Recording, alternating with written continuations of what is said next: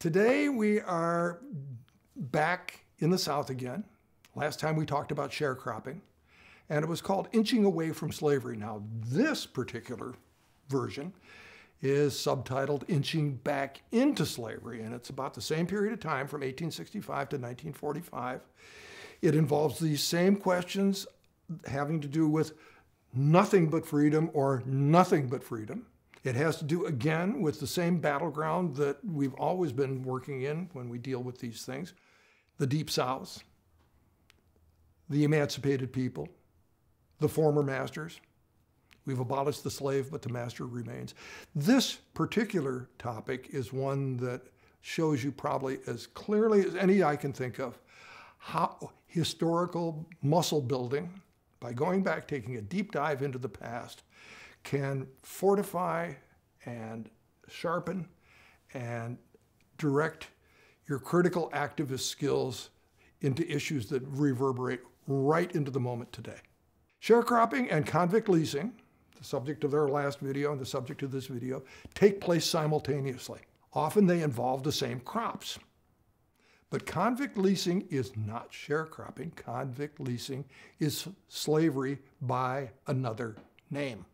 The reason that I'm emphasizing slavery by another name is because a terrific historian by the name of Douglas Blackmon, B-L-A-C-K-M-O-N, wrote a book called exactly that. It's also been turned into a terrific documentary movie. And it's all about how slavery survived the Civil War. Now, it's really important to get over the idea that somehow, with emancipation and Reconstruction, slavery ended. It did not end. The reason that it didn't end has to do with a technical phrase in the Emancipation 13th Amendment that's called the exception clause. And the exception clause says everybody's in free except for people who are in jail for crimes that they have committed. In other words, you can't emancipate people out of prison with the 13th Amendment, or else you wouldn't have prisons. It's a perfectly sensible way to be able to manage this problem. But the problem with managing it this way is that the masters' descendants who remain read the exception clause and say, gee, if we can convict a lot of African-American people of various crimes and put them into jail, then we can lease those prisoners out to private industry and we'll take their wages and they'll work for free. And that's called slavery, right?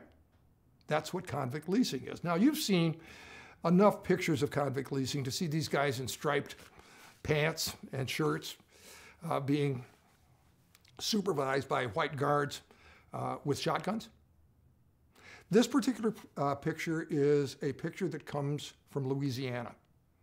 And the reason it comes from Louisiana, and I know it does, is because behind you is not cotton, it's sugar. Sugar is, let's be clear about this, the opium of the 19th century. From the standpoint of it being the internationally traded commodity, it's like drugs.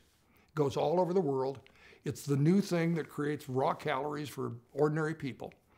And starting in the 18th and 19th century, sugar is as world production and economy as cotton is, and a lot of books have been written about it. These guys are all involved with harvesting sugar on a plantation that is actually Angola Prison in Louisiana. Angola Prison is a very famous prison. It's a terrible place, together with other prisons that you know about in the South, all of which used to be private plantations until emancipation. When emancipation happened, the owners of these plantations turned them into state prisons and got fees from the state government to run them. They are basically privatized prisons. Remind you of anything that you know about today? Yes.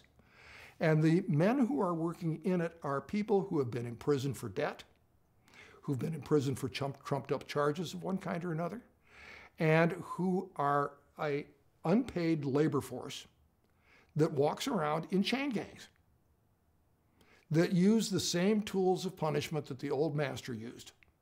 Whipping posts, cats of nine tails, tying people around barrels, all kinds of different things. Over the period of time from the 1870s on into the 1940s, convict leasing and prison industrial labor is something that makes money for the state and for private industry off the bodies of African American people who are bought and sold while in prison to other people. So we have a slave trade. Now, convict leasing is something that also is important for understanding for women. There are women's prisons as well. There's a wonderful book written by a scholar named Talithia LaFloria, who reveals exactly how all of this worked for African American women in the Deep South. And there's plenty of ways that you can learn about all this. The point is now that you've been able to put sharecropping together with the convict lease system, together with lynching, and together with the KKK, and together with the idea of segregating and stifling black politics in the South. All these different overlays and transfers give you a sense of the accumulated white law of gravity operating in the South, all over the place, so that while slavery is gone, and while resistance can be much more open or possible with negotiation as opposed to just plain master-slave relationships, the fact of the matter is we now have a complicated way of applying the law of gravity that works on a number of different levels here. How did the white South get away with this?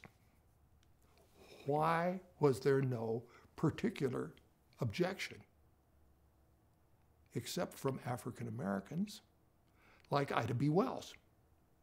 This is a time when white people are not showing up except in the ways that I've been emphasizing. Yes, there's white dissent of one kind or another, but there is no civil rights movement to push back, together with Ida B. Wells, the aging Frederick Douglass, and other African Americans at the turn of the century like W.E.B. Du Bois, to actually create a counter response to this period, which is really considered the incredibly deep low point of African American history here in the United States. Famous black historian named Rayford Logan termed it the nadir, N-A-D-I-R, the absolute bottom of what it was like to be of dark skin and living in the United States.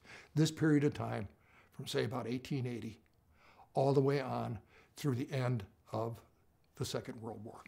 We've seen white Reconstruction set new terms for itself through sharecropping, through convict leasing. Angola Prison is still Angola Prison today, and you can go visit it. It's still working in much the same way that it used to. It's become a tourist spot. Lots of people like to go there and visit the museum so they can sit in the electric chair. There's a lot of awful stuff to have to go through in the history to develop the courage to face up to its implications for us. But once we have that history around us, we know that we didn't do it. We know that we're responsible for what lies behind it that comes into our own time. That takes imagination, that takes compassion, that takes empathy, if that's the term you like. The history brings the moral questions into our time in a way that we can see them clearly and to develop some courage to be able to speak back.